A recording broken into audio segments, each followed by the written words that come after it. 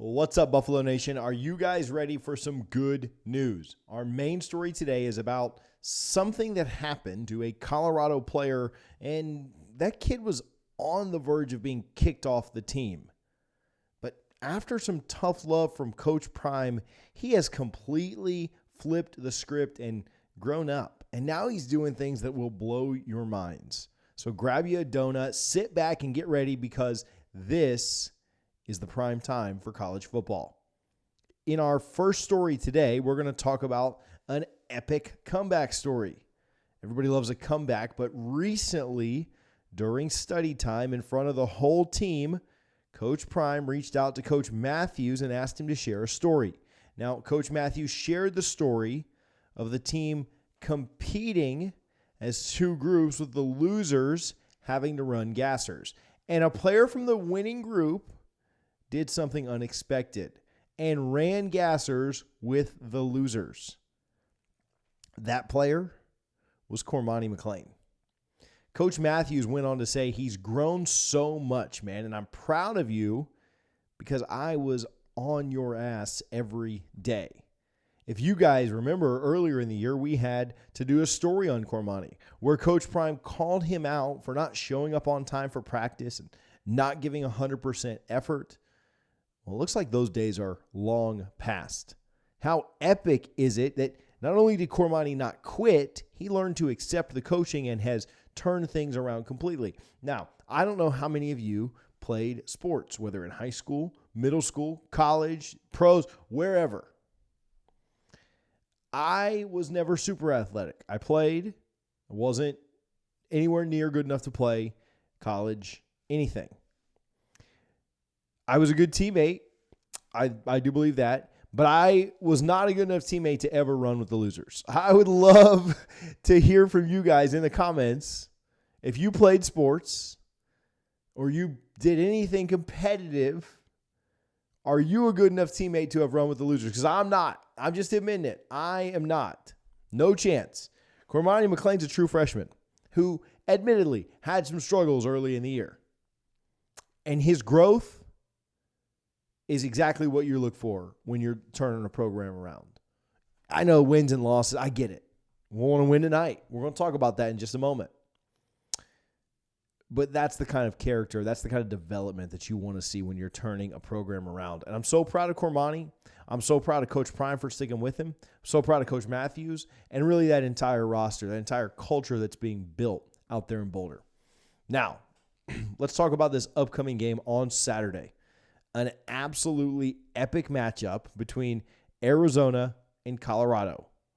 Now, they are 6-3. They're 4-2 in the conference. They're unranked, and they're a slight favorite here. They're an 11-point favorite.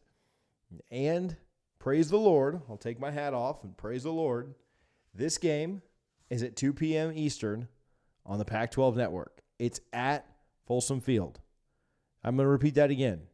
2 p.m. Eastern on the Pac-12 network. It's at Folsom Field. The afternoon time slot is a godsend.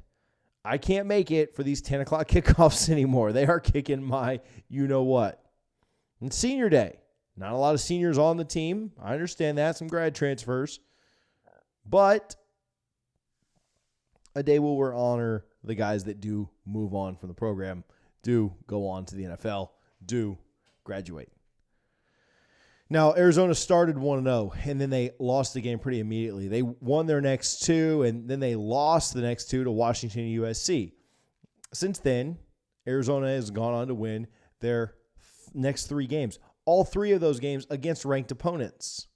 Their three losses were all by a touchdown or less. Arizona has found themselves after their competitive loss to USC and going on to beat Washington State on the road, Oregon State, and UCLA at home.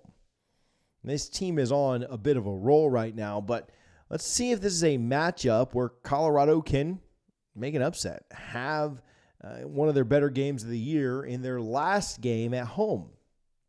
Right now, Arizona has the 22nd best passing offense. As a reminder, Colorado is number 7. They've thrown 9 interceptions. As a reminder, Colorado has only thrown 3. So offensively, and especially passing the ball, Colorado should have an advantage over Arizona.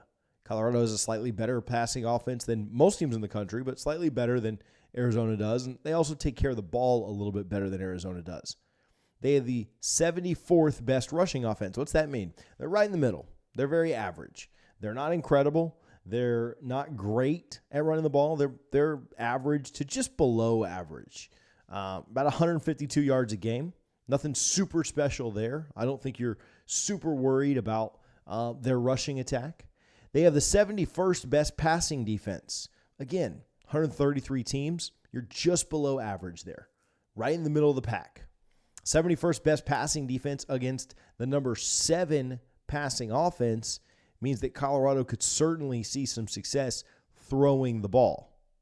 Now, last week, Colorado played the 18th best rushing defense in the country in Oregon State, and it does not get any easier. Arizona has the 16th best rushing defense. Now, I don't expect Colorado to try and ground and pound here. They're really good against the run. They're not great against the pass.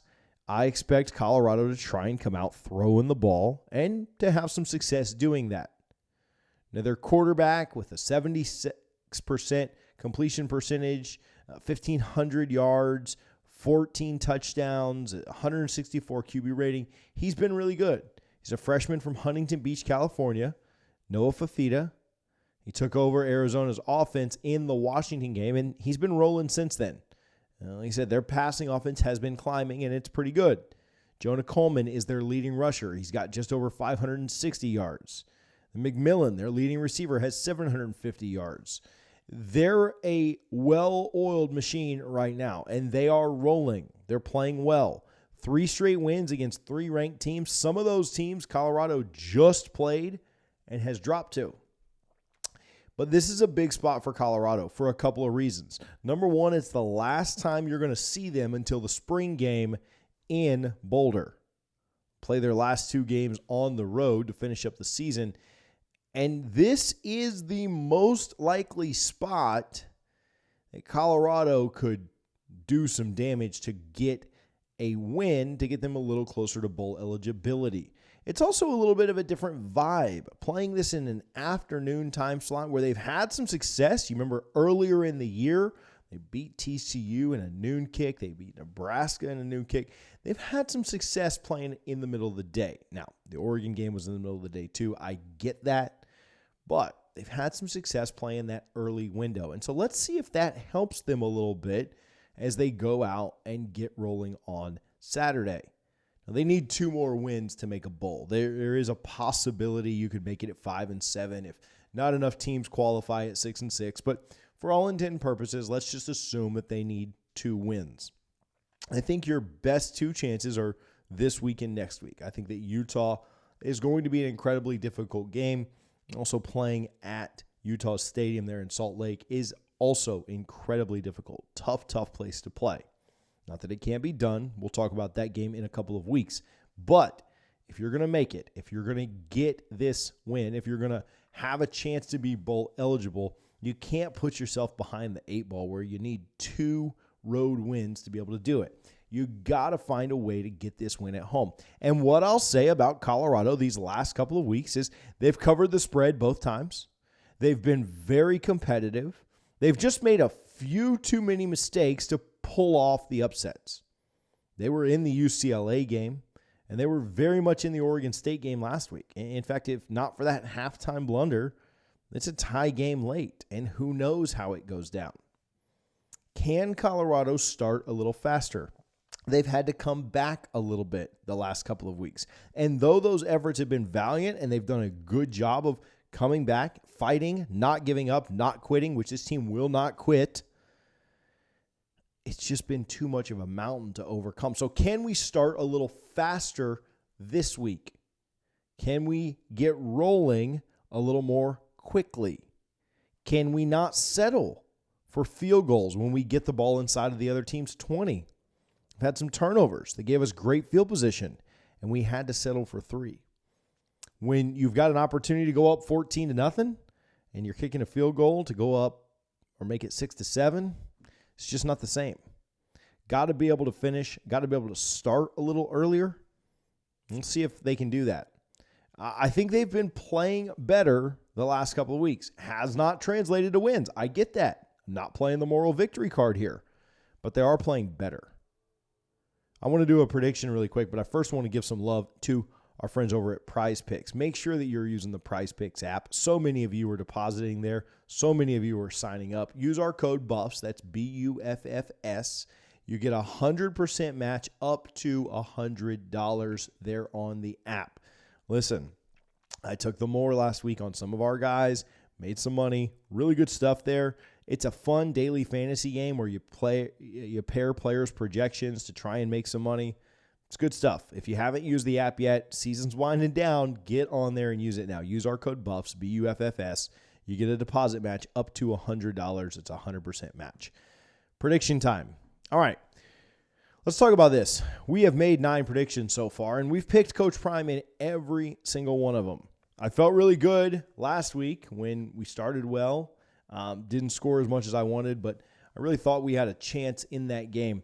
Listen, I think the team comes out and plays pretty inspired, and I'm not going to end my streak. I'm going to continue to pick Coach Prime on this. I think they cover the spread. I think they keep it within 11 for sure. I think Arizona is rolling right now. I would not be surprised at all if this is a hard-fought game that Arizona just comes out on top in. They're a really good team, and there's no shame in losing to really good teams who are farther along in rebuilds than you are. But I think that if the team comes out and plays inspired football, plays a brand of football that Coach Prime expects, and if the offensive line, again, can give Shedeur just enough time, I think you can take advantage of their secondary. That place will be lit. Last game in Folsom State, it's going to be fun. I think this is an incredibly close matchup. If the Buffs lose, I think they lose by about 7. If they win this, I think they win by 3. I think this is the kind of game where if the offense shows up a little, you could win this something like 31-28. If you lose, it might be something like 28-20, might be something like 31-21, somewhere in there. But I think the Buffs win this thing 31-28. Mark that down as my prediction. I'm taking Coach Prime for the 10th time. Spoiler alert, I'll probably take him the next 2 as well. But we try to give you the facts, try to tell you a little bit about the team so you can make your own predictions as well. But as for me and my channel, we're riding with Coach Prime. So thank you guys for tuning in. Thank you for being part of the show. We'll talk with you soon. Thank you for watching the Prime Time for college football.